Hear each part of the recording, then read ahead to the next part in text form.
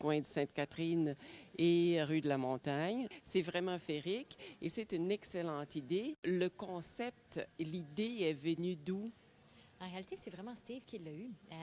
Je pense que cette vitrine-là, qui est vraiment comme un lien historique avec Montréal, il avait envie, comme il y avait des créateurs de mode qui rentraient ici, qu'on envahissait un peu les lieux, de se dire, bon, bien, il y a une créatrice qui va donner sa version un tout petit peu de la vitrine mécanisée cette année et faire redécouvrir cette vitrine-là aux Montréalais et étonnamment aux enfants. Mais ce qu'il m'a dit, c'est que les ados les prenaient en photo, que les adultes s'arrêtaient là. Et je pense que comme il y a beaucoup, beaucoup de personnages, les gens vont pouvoir s'attarder à chacun des personnages. On va avoir fait quelque chose de différent. Et chacun des produits que les personnages vont porter vont être aussi disponibles dans le magasin. Donc, le mini capuchon va être en version adulte. La mini paire de mitaines va être en version adulte. Le petit nœud papillon en fourrure va être aussi en version un peu plus gros parce que là, il est tout petit, tout petit, tout petit. Donc, chacun des produits qu'on va avoir créés pour la vitrine. Et il y a un petit pompon qui est un peu notre item fétiche chez Arikana, qui est le pompon qu'on met sur les élastiques à cheveux, qu'on met sur les porte-clés. On va montrer aux gens comment on recycle la fourrure et comment eux-mêmes peuvent fabriquer le pompon. On va faire ça en boutique.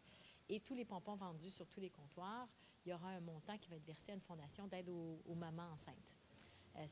Ça s'appelle le Dispensaire diététique de Montréal. C'est le plus vieil organisme d'aide aux femmes à Montréal. Et ils nourrissent 900 mamans par année pendant leur grossesse pour les aider à mener la grossesse correctement et que l'enfant naisse en santé, que la maman reste en santé pendant la grossesse et après. Quel est ton souhait pour les Montréalais? Bien, moi, c'est sûr que je souhaite toujours qu'il y ait beaucoup, beaucoup de neige. Je suis dans la fourrure recyclée, donc j'aime quand il y a de la neige, quand c'est blanc, quand on peut vivre cette espèce de rêve-là, parce qu'il y a quelque chose de beaucoup plus magique à Noël quand il y a de la neige. Après, je souhaiterais que les gens consomment intelligemment.